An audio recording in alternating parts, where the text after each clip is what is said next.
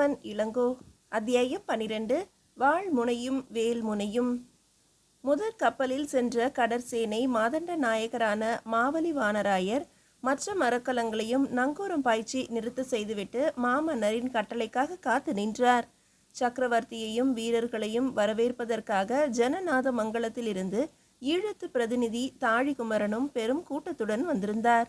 வரவேற்பு ஆரவாரங்களும் குதூகல குரல் ஒலிகளும் முரசுகளின் முழக்கங்களும் ஈழத்து யானைகள் துதிக்கைகளை வளைத்து தூக்கி பிளிரிய பிளிரல்களும் ஒன்றோடு ஒன்று போட்டியிட்டு கொண்டு ஒலித்தன. மாமன்னரின் சிரத்தில் மலர் தூவி அவரை மண்டியிட்டு வணங்கி அவருக்கு நல் வரவு கூறியது ஜனநாத மங்கலத்து மாளிகையின் கொம்பன் யானை.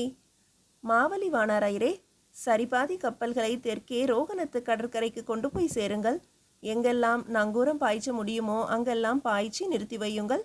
நம்மை யாரும் எதிர்க்க துணியாத வரையில் நம்முடைய வீரர்களில் எவரும் ஆயுதங்களை தொட வேண்டாம். அமைதியா போர்தானா என்பதை தெரிந்து கொண்டு உங்களுக்கு ஆள் அனுப்புகிறேன். அவசியமென்றால் தெற்கிலிருந்து நம் வீரர்கள் கப்ப கல்லகம் கோட்டையை நோக்கி முன்னேறலாம். தாழிகுமரன் அனுப்பி வைத்த வழிகாட்டிகளை உடன் அழைத்து கொண்டு மாமன்னரின் கட்டளையை நிறைவேற்றுவதற்காக கடற்சேனை தலைவர் மீண்டும் தம் களம் ஏறினார். எஞ்சியிருந்த வீரர்களில் ஒரு பகுதியினர் அங்கேயே தங்க, ஏனையோர் ஜனநாத மங்கலம் நோக்கி புறப்பட்டார்கள். சிறிய மரக்கலன்களில் மாவலி கங்கை நதியின் வழியாக செல்வோரும் யானைகளிலும் புறவிகளிலுமாக தரை மார்க்கமாக செல்வோருமாக பெருந்திரளான வீரர்கள் கிளம்பினர். சோழ நாட்டு இளம் காளையர்கள் நிறைந்த கூட்டத்தால் அந்த நகரமே பொங்கி வழிந்தது. மறுநாள் கிழக்கு வெளுத்தது. ஜனநாக மங்கலத்து அரச மாளிகையிலிருந்து ஒரு முதியவரும் இளைஞனும் ஒருவரும் தெற்கு நோக்கி குதிரைகளில் கிளம்பினார்கள். சாமந்த நாயகருக்குரிய ஆடை அணிகள் வந்தியத்தேவரிடம் இல்லை. அதே போல கொடும்பாளூர் இளவரசுக்குள்ள அலங்காரங்கள் இளங்கோவிடம் இல்லை. எளிய உடைகளுக்குள்ளே பதுங்கி இருந்த இரு வலிய மனிதர்களும் ரோகணத்து மன்னர் மகிந்தரிடம் தூதுவர்களாக சென்றார்கள். குதிரைகள் விரைந்து சென்றபோது ஒருவருக்கு ஒருவர் பேசிக்கொள்ள முடியவில்லை. வந்தியத்தேவருடன் ஒன்றாக செல்லும் போதுதான் அவருடைய இளமையை அவனால் கணக்கிட முடிந்தது. எப்போதாவது குதிரையின் வேகத்தை குறைத்து அவனிடம் பேச்சு கொடுப்பார். மீண்டும் அவனிடம் பந்தயத்துக்கு சவால் விடுவது போல அதனை விரட்டுவார். மேல் மூச்சு கீழ் மூச்சு வாங்க அவரை பின்பற்றுவான் இளங்கோ. புறவிகள் சிறு நடை போட்டன. ஏன் தாத்தா, உங்கள் உருவத்தையே மாற்றிக்கொண்டு இப்படி மாறு வேடத்தில் வருகிறீர்கள் என்றான் இளங்கோ. அவன் உடை மாற்றிக்கொண்டு வர அவரோ தம் உருவத்தையே அடியோடு மாற்றிக்கொண்டிருந்தார். எனக்கு இது பழக்கமான இடம். மகிந்தருக்கும் அவருடைய அதிகாரிகளுக்கும் என்னை இன்னரென்று தெரியும். முதலில் ராஜராஜர் காலத்தில் வந்திருக்கிறேன். பிறகு ராஜேந்திரருடன் வந்து போர்க்களத்தில் அவர்களை சந்தித்திருக்கிறேன். என்னை லேசில் மறந்திருக்க மாட்டார்கள் அவர்கள்.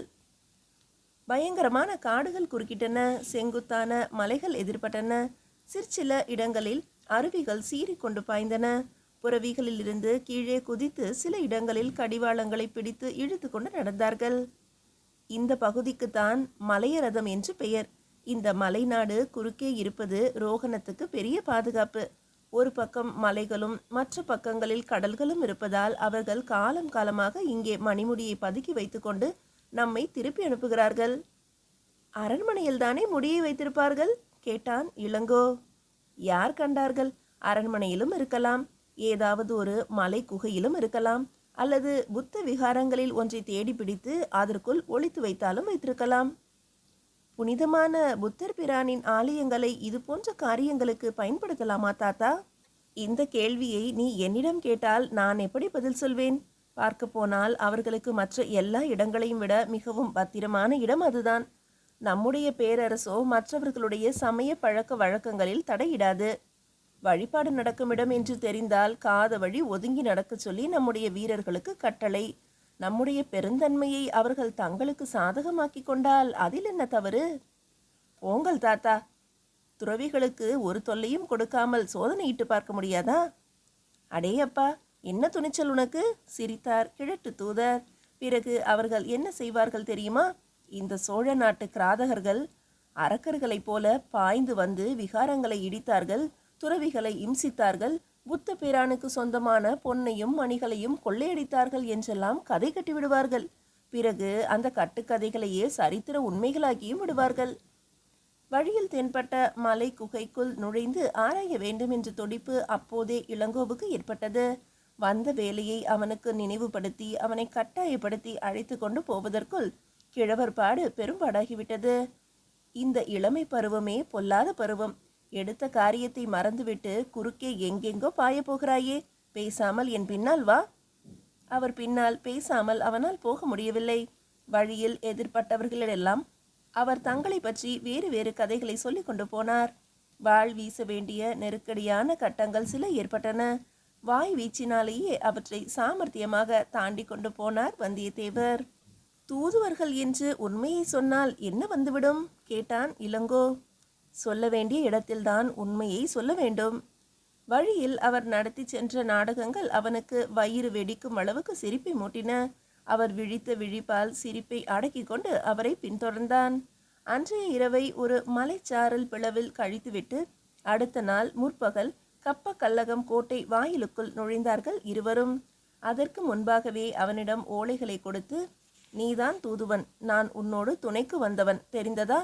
இனிமேல் நீதான் பேச வேண்டும் என்றார். மேலும் அவனிடம் ரகசியமாக, அரண்மனைக்கு உள்ளேயும் வெளியேயும் கண்ணோட்டம் விட்டு வழி, வாயில்கள், சுற்றுச்சுவர்கள் முதலியவற்றை கவனித்துக்கொள்.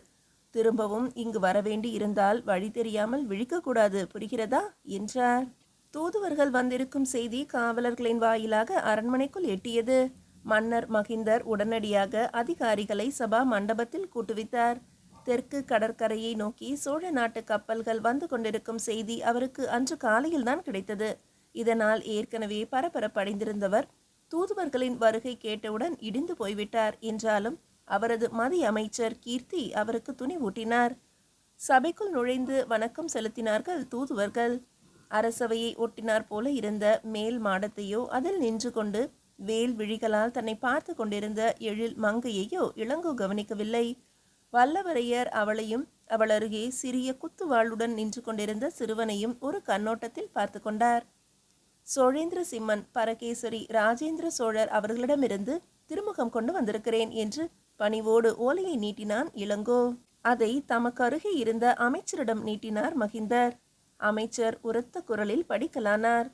தொண்டை மண்டலம், சேர பாண்டிய மண்டலம், காவிரி மண்டலம், வட ஈழ மண்டலம், பழந்தீவு, 12,000 இவற்றுக்கு சக்கரவர்த்தியான சோழ வளநாட்டு ராஜேந்திர உடையார் ரோகணத்து அரசர் 5ஆம் மகிந்தர் அவர்களுக்கு எழுதிய திருமந்திர ஓலை.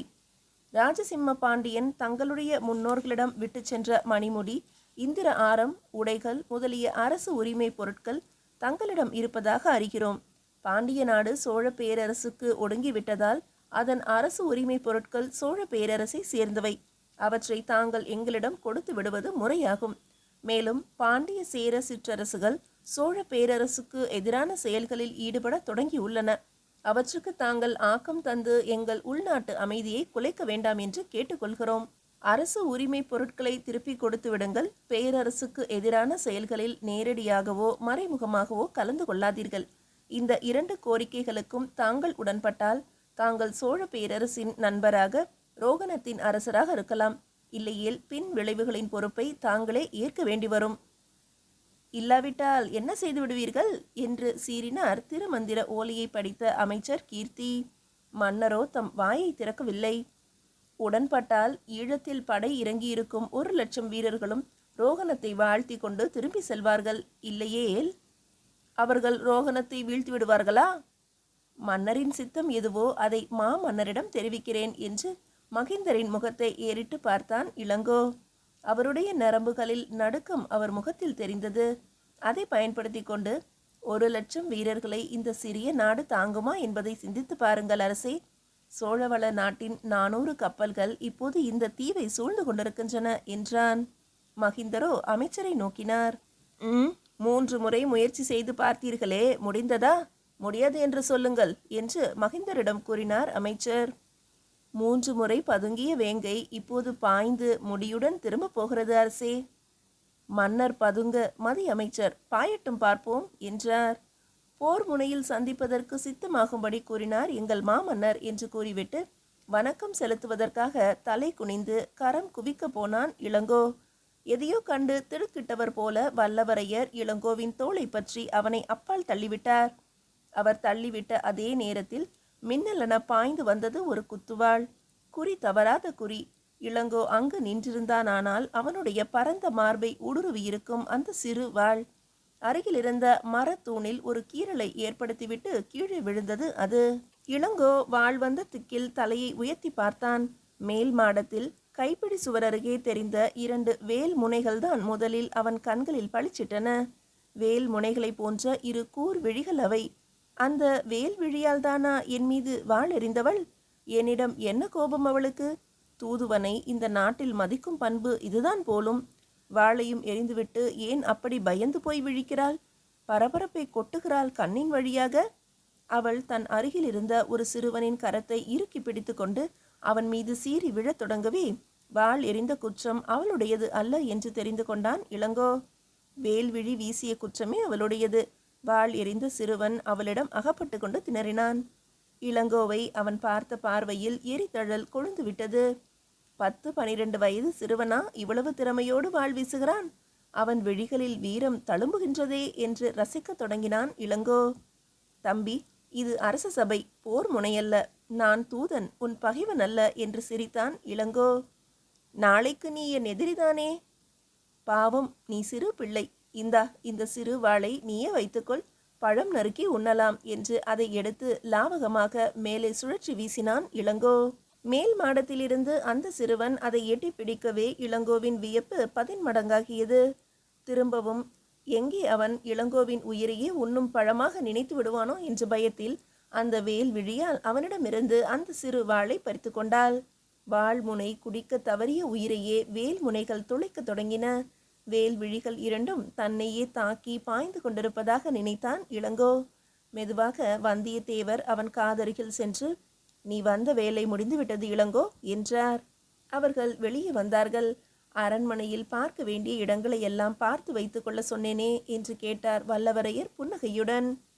ஆமாம், பார்த்தேன், தடுமாறினான் இளங்கோ, வேல் விழிகளை பார்த்த நினைவில். மீதியை அடுத்த அத்தியாயத்தில் காணலாம். அத்தியாயம் 13. போர்க்களத்தில் பொல்லாத வீரன். கப்பக்கல்லகம் அரண்மனையை விட்டு வெளியில் வந்த வந்தியத்தேவர் இளங்கோவின் கடமையை நினைவூட்டி அவனை சுய நினைவுக்கு கொண்டு வந்தார். இருவரும் தங்கள் கண்களை நன்றாக சுழலவிட்டு அந்த நகரத்தின் சுற்றுச்சுவர்களையும் கோட்டை மதில்களையும் வெளி வாயில்களையும் கண்காணிக்க தொடங்கினர். அகழி பாலத்தை அவர்கள் கடந்தபோது, அதோ பார் முதலைகளை என்று அவனுக்கு சுட்டி காட்டினார் வல்லவரையர்.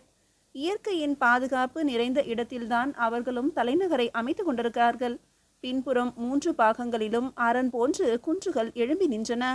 கோட்டை வாயில்களின் 2 புறங்களிலும் மதில் சுவர்கள் மீதும், ஏன் குன்றுகளின் சிகரங்களில் கூட ஆயுதம் தாங்கிய காவல் வீரர்கள் காணப்பட்டனர். இளங்கோ, நம்மை போலவே இவர்களும் முன் யோசனையுடன் பல காரியங்களை சாதித்திருக்கிறார்கள் என்று சொல்லிக்கொண்டே தம் குதிரையின் மீது தாவி ஏறினார் வல்லவரையர். இளங்கோவும் ஏறிக்கொண்டு, மகிந்தரின் திறமையை தாங்கள் அளவுக்கு மேல் மதிக்கிறீர்கள். அவர் கோழை என்பதை நாமே எதிரில் காணவில்லையா என்றான். அவர் கோழையாக இருந்தாலும் புத்திசாலி. திருமந்திர ஓலையை அவர் யாரிடம் கொடுத்து படிக்க சொன்னார் என்பதை பார்த்தாயா? உண்மையில் இப்போது ரோகணத்தை ஆள்பவர் மகிந்தர் அல்ல. ஓலையை படித்துவிட்டு உன்னிடம் செருக்கோடு பேசினாரே, அவர்தாம் இந்த நாட்டையும் இந்த மன்னரையும் இப்போது ஆள்பவர். என்ன? ஆமாம், கீர்த்தி என்ற சிங்கள வீரரை பற்றி நீ முன்பே கேள்விப்பட்டிருப்பாய். இன்று நேரிலும் பார்த்து விட்டாய். மெய்யான வீரர், அஞ்சா நெஞ்சம் கொண்ட முரட்டு மனிதர் அவர். பேச்சை போலவே வாழ் வீச்சிலும் வல்லவர். முகத்தில் பெரிய மீசையுடனும் கூர்மையான கண்களுடனும் அலட்சிய பார்வையுடனும் விளங்கிய அந்த அமைச்சரின் உருவத்தை மீண்டும் தன் கண் முன்னால் கொண்டு வந்தான் இளங்கோ. சோழ பேரரசின் வலிமையை உணராமல் பேசினார் என்றல்லவா நினைத்தேன்.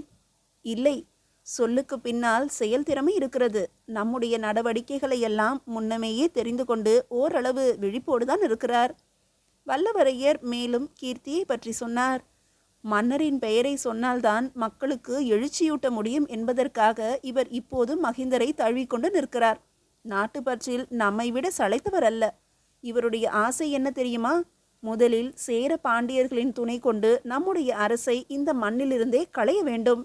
பிறகு அவருக்கு உதவிய சேர பாண்டியர்களையும் விரட்ட வேண்டும். தமிழகத்தின் சேயகமான ஈழத்தில் தமிழர்களுக்கு உள்ள நியாயமான உரிமைகளை ஒப்புக்கொள்ளாதவர் இவர். இளங்கோவேள் திடுக்கிட்டான். 12 காலமாக இருசாராரும் சேர்ந்து வாழும் நாடல்லவா இது? பாண்டிய சேரர்கள் அவருக்கு பகைவர்கள் அல்லவே என்றான் இளங்கோ. நண்பர்களை பகைத்து கொள்வதற்கு காரணம்தானா கிடையாது? பாண்டியர்களில் எவராவது இங்குள்ள மணிமுடிக்கு உரிமை கொண்டாடினால் போதுமே. தவிரவும் மக்களிடம் மறைந்து கிடக்கும் இனவெறி, சமயவெறி, ஆதிக்க வெறி இவற்றை தூண்டிவிடுவதற்கு எவ்வளவு நாழியாகும்? இந்த தீவு தமிழர்களுக்கும் சிங்களவர்களுக்கும் சொந்தமானது என்கிறோம் நாம். கீர்த்தியை போன்றவர்கள் தமிழர்களின் உரிமையை ஒப்புக்கொள்வதில்லை. அவரை சொல்லி குற்றமில்லை தாத்தா. அந்த பாண்டிய பதர்கள் இருக்கின்றனவே என்று சொல்லி நரநரவென்று பற்களை கழித்தான் இளங்கோ. பொறு இளங்கோ பொறு என்றார் வந்தியத்தேவர். மலை போல் வீற்றிருந்த மாமன்னர் அவர்கள் கொண்டு வந்த செய்திகளை விவரமாக கேட்டறிந்தார். கப்பக்கல்லகம் கோட்டையின் பலமான கட்டுக்காவலையும் கீர்த்தியின் முன்னேற்பாடுகளையும் அவரது செருக்குமிக்க மறுமொழிகளையும் கேட்ட பின்பும் சக்கரவர்த்தி வியப்படையவில்லை, சினம் கொள்ளவில்லை. இளங்கோவை பார்த்து இளநகை செய்துவிட்டு வல்லவரையரிடம் திரும்பி, சாமந்த நாயகரே, தொடங்குங்கள் போரை என்று கர்ஜனை செய்தார். தெற்கே மாவலி வானராயருக்கு ஆள் அனுப்பிவிட்டு இப்போதே போர்ப்பறை ஒலிக்க செய்யுங்கள். இதோ நானும் கிளம்பிவிட்டேன். முரசுகள் அதிர்ந்தன. சங்கநாதம் பொங்கி எழுந்தது. ஊது கொம்புகள் அனைத்தும் ஒளித்திரள் உமிழ்ந்தன. கடலை போல் பொங்கி படர்ந்த காலாட்படை எழுப்பிய புழுதி படலத்தால் வானமே மறைந்துவிட்டது. தரையை அதிர செய்து நடைபழகிய யானை கூட்டங்களை கண்டு அஞ்சி எங்கோ ஒரு மூலையில் ஓடி ஒளிந்தது. புயல் மழையில் மின்னும் மின்னல்களென புரவிகள் பாய்ந்து கண்களை பறித்தன. காடுகளை அழித்து கொண்டு, குன்றுகளை குலுக்கி கொண்டு, புதர்களை வெட்டி புது சாலைகள் சமைத்து கொண்டு சோழர் பெரும்படை முன்னேறத் தொடங்கியது. காடுகளை அழிக்கும் முயற்சியில் மரங்களோடு சாய்ந்து மடிந்தவர் பலர். குன்றுகள் குலுங்கும் போது குப்புற சரிந்தவர் பலர். புதர்களை வெட்டி புது சாலை அமைத்த வேகத்தில் புதையுண்டு மாண்டவர் பலர். ஆனாலும் கடல் அலைகளை போன்ற படை அலைகள் ஓயவில்லை. மேலும் மேலும் சென்று கொண்டே இருந்தன. போர் போர். ரோகணத்தின் சரித்திரமே அதுவரையில் கண்டிராத போர். ரோகணம் என்ற மங்கை நல்லால் அதுவரையில் தன் எல்லையில் யாரையுமே அடியெடுத்து வைக்க விட்டதில்லை. பல்லாயிரக்கணக்கான ஆண்டுகளாக இயற்கை தேவி அவளுக்கு பயங்கரமான பாதுகாப்பு அளித்திருந்ததால் கன்னி கழியாத பெண்ணின் சீற்றத்தோடு அவள் தமிழகத்து கட்டிலம் காளைகளை பழிவாங்க காத்து கொண்டிருந்தாள். மகிந்தர் எப்படிப்பட்டவரோ, ஆனால் கீர்த்தி மலைகளையே புரட்டக்கூடியவர். ஆம், அவருடைய வீரர்கள் மலைகளின் மீதேறி நின்று கொண்டு அம்பு மழை பொழிந்தார்கள். பாறைகளை சோழ வீரர்கள் மீது உருட்டிவிட்டு இடி இடித்து கிடுகிடுக்க செய்தார்கள். பாண்டிய நாட்டில் செய்த வேல்களும் சேர நாட்டில் சித்தமான ஈட்டிகளுமே செந்தமிழ் நாட்டு வீரர்களின் செங்குருதியை சுவைத்தன. உயிருக்கு பயந்த கூட்டமா இது? ஒப்பற்ற புகழ் தேடுவதற்காக உயிரையே பணயம் வைப்பதற்கு என்றே ஓடோடியும் வந்தவர்கள் அல்லவா இவர்கள்? மலைகளே புரண்டு விழுந்தாலும் மலைக்கவா போகிறார்கள் சோழர்கள்? நகரத்தை சுற்றிலும் ஒரு காத சுற்றளவுக்கு ஏற்படுத்தியிருந்த காவலை தகர்த்துவிட்டு 6ஆம் நாள் மாலை பொழுதில் சோழ பெரும்படை கப்பக்கல்லகம் நகரத்தை நெருங்கியது. 1000க்கும் மேற்பட்ட வீரர்களை இழந்த பின்பும் அதன் வலிமை குன்றவில்லை. எதிரில் அகழிக்கு அப்பால் குன்றுகள் சூழ நின்ற கோட்டையை கண்டவுடன் அவர்கள் வெல்க வேங்கை நாடு என்று ஆர்ப்பரித்து கொண்டு முன்னேறி சென்றார்கள். தாத்தா, ராஜசிம்ம பாண்டியன் இங்கு விட்டு சென்ற மணிமுடி விஸ்வரூபம் எடுத்து நிற்பது போல இந்த கோட்டை தோற்றமளிக்கிறதல்லவா என வல்லவரையரிடம் கேட்டான் இளங்கோ. மாலை பொழுது மங்கி இரவு நெருங்கியதால் மறுநாள் போர் தொடங்கலாம் என்று கட்டளையிட்டார் மாமன்னர். வீரர்கள் தொலைவில் காடுகளுக்குள் பாசறைகள் அமைப்பதில் முனைந்தார்கள். அகழிக்கு அருகே சென்று அதன் ஆழத்தையும் அகலத்தையும் கணக்கிட்டார் மாமன்னர். கோட்டையின் உயரத்தையும் அளவெடுத்து கொண்டார். நாளைக்கு காலையில் தொடங்கும் போர் மாலைக்குள் நம் வீரர்களிடம் நம்பிக்கையை வளர்ப்பதாக இருக்க வேண்டும் என்று இளங்கோவிடம் கட்டளையிட்டார். தீவர்த்திகள் ஆயிரக்கணக்கில் கொழுந்துவிட்டு எரிந்தன. யானைகள், குதிரைகள், ஆயுதங்களுடன் மனிதர்கள் மறுநாள் பகல் பொழுதை எதிர்பார்த்திருந்தார்கள். கோட்டைக்குள்ளே அப்போது பல ரகசியமான ஏற்பாடுகளும் வெளிப்படையான நடவடிக்கைகளும் நடந்த வண்ணமாகவே இருந்தன. அகழிக்கு அப்பால் சென்று தாக்குவதற்காக பெரும் படையினரை அணிவகுத்து கோட்டை வாயில் கதவருகில் சித்தமாக நிறுத்தி கொண்டிருந்தார் கீர்த்தி. வில் பயிற்சியில் தேர்ந்தவர்களை பொறுக்கி எடுத்து மதில் சுவர்களின் மீது நிரப்பினார். மறுநாள் உதய சூரியன் செவ்வொளி பரப்பிக்கொண்டே போர்க்களத்தின் காட்சியை காணுவதற்காக சிறிது சிறிதாக மேல் எழும்பி வந்தான். ராஜேந்திர மாமன்னர் அமைத்திருந்த படை வியூக அணிகள் அவனது கதிர்கற்றைகளைப் போலவே ஒளி பெற்று துலங்கின. படைகளை தரம் பிரித்து பல சாரிகளில் நிறுத்தியிருந்தார். வேல்முனை பாய்ச்ச பெற்ற கோட்டை கதவுகளை திறந்து கொண்டு அணை உடைத்த வெள்ளமென பாய்ந்து வந்தனர் மகிந்தரின் வீரர்கள். அகழிப்பாலம் யானைகளின் அடிசுவடுகளில் அதிர்ந்தது. அம்பு மழை பெய்து கொண்டும் வேல் மின்னல்களை வீசிக்கொண்டும் அவர்கள் ஆரவாரங்களுடன் முன்னோக்கி வந்தார்கள். சோழ பெரும்படையோ மாமன்னரின் கட்டளைக்கு காத்து நின்றது. எதிர்த்தரப்பினர் நெருங்கி வந்து தங்களோடு கலக்கும் வரையில் வாளாவிருந்த சக்கரவர்த்தி அவர்களுடைய ஆரம்ப வீர சாகசங்களை கண்டு நகைத்துவிட்டு, கொட்டுங்கள் முரசத்தை, தொடங்குங்கள் போரை என்றார். வெல்க சோழ நாடு, வெல்க ராஜேந்திர சோழ மாமன்னர் என்று எழுந்த வாழ்த்தொலிகளால் விண்ணகமே நடுங்கியது. அவ்வளவுதான். யானைகளோடு யானைகள் மோதி தங்கள் கடைவாய் மதம் பிழிந்து பிளறின. தந்தத்துடன் தந்தம் உராய்ந்து செந்தி சுடர் பொறிகள் உதிர்ந்தன. சூரியன் ஒளியை மறைக்கும் அளவுக்கு கூரம்புகள் சரக்கூடம் கட்டின. செவியை துளைத்து செவிடாக்கும் பேரொளி எழுந்தது. வாயில் தள்ளும் நுரை பெருக்கோடு பாய்ந்து கனைக்கும் குதிரைகள், கேடயங்களும் வேலும் வாளும் பொருதும் ஒலி, ஆவேச கூக்குரல்கள், வாழ்த்து ஒலிகள், மரண ஓலங்கள்.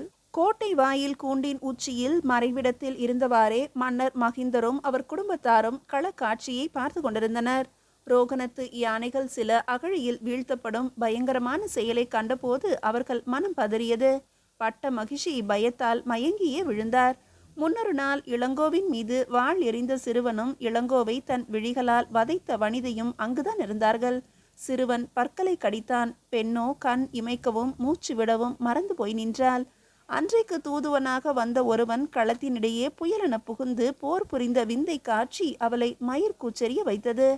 ஒரு முறை அகழியின் அருகே அவனுடைய குதிரை வந்தபோது தன் அருகில் நின்ற சிறுவனுக்கு சுட்டிக்காட்டி, பொல்லாத வீரனிவன் என்றாள். இளங்கோவின் ஆவேசத்துக்கு ஓர் எல்லை இல்லை. மலைகளென மோதும் வேழங்கள் இடையில், பிடரி மயிர் சிலிர்க்க தாவும் புறவிகள் இடையில், வேல் பாய்ச்சும் வேய்ந்தழல் வீரர்களுக்கு இடையில் இன்னும் எங்குமே நீக்கமற்று நிறைந்து காணப்பட்டான். அவனுடைய முரட்டு குதிரைக்கு சிறகு முளைத்து விட்டது. அவனுடைய வாள் தாங்கிய கரத்தில் காலன் குடி கொண்டு விட்டான். பார்த்தோர் பயந்து ஒளியும் பல பீமன் அவன். கண்டோர் நடுங்கும் காலன் அவன். திரும்பிய திசைகளில் எல்லாம் ரோகணத்து வீரர்கள் சரிந்து விழுந்தனர். சோழ நாட்டு வீரர்கள் புத்துயிர் பெற்றனர். கொடும்பாளூர் இளவரசர் என்ற சொல் ஒவ்வொரு தமிழ் வீரனுக்கும் ஒரு யானையின் பலத்தை கொடுக்கும் விந்தை சொல்லாக வளர்ந்தது. அங்கே மாலை நேரத்து காட்சி செவ்வானத்தின் பிரதிபலிப்பாக விளங்கியது. கப்ப கல்லகம் போர்க்களத்தில் அகழி முழுவதும் செங்குருதியால் நிரம்பி வழிந்தது. அதன் உள்ளிருந்த முதலைகள் தங்களை வளர்த்தவர்களின் உடல்களையே சுவைக்க தொடங்கின. திரும்பிய பக்கமெல்லாம் சிதைந்த உடல்கள் சிதறி கிடந்தன. மாண்டு போன மனிதர்கள், குதிரைகள், யானைகள் என்று. மகிந்தரின் வீரர்கள் எஞ்சி நின்றவர்கள் சிலரே. அவர்களும் போர் நிலை மாற்றத்தை கண்டவுடன் கோட்டைக்குள் பதுங்கி கதவுகளை தாழிட்டு கொண்டார்கள். அகழி பாலத்தை அகற்றிவிட்டார்கள். 3 மாதங்களுக்கு நம்மிடம் உணவுப் பொருட்கள் இருக்கிறது, அவர்கள் முற்றுகையிட்டு பார்க்கட்டுமே என்று வீரம் பேசி தம்முடைய வீரர்களின் சோர்வை அகற்ற பார்த்தார் அமைச்சர் கீர்த்தி. கோட்டை வாயில் கூண்டின் மேல் நின்று கொண்டிருந்த பெண்மணி தன் அருகில் நின்ற சிறுவனின் தோளை வளைத்து கொண்டு கலங்கும் கண்ணீருடன் பெருமுச்செறிந்தாள். வெகு தூரத்தில் தெரிந்த இளங்கோவின் உருவம் அவள் சீற்றத்தை கிளறிவிட்டது. தம்பி, அன்றைக்கே நீ அந்த கொடியவனை கொன்று போட்டிருக்க வேண்டும். மறுபடியும் வாள் எறிய போகிறாயோ என்று பயந்து உன்னிடமிருந்து அதை பிடுங்கிக் கொண்டது மகா பாவம். இப்போது உன்னால் அவனை குறிபார்த்து வாள் எறிய முடியுமா? இப்போது எனக்கு உன்னைத்தான் கொல்ல தோன்றுகிறது என்று கண்களை உருட்டி உருட்டி விழித்தான் அந்த சிறுவன். மீதியை அடுத்த அத்தியாயத்தில் காணலாம்.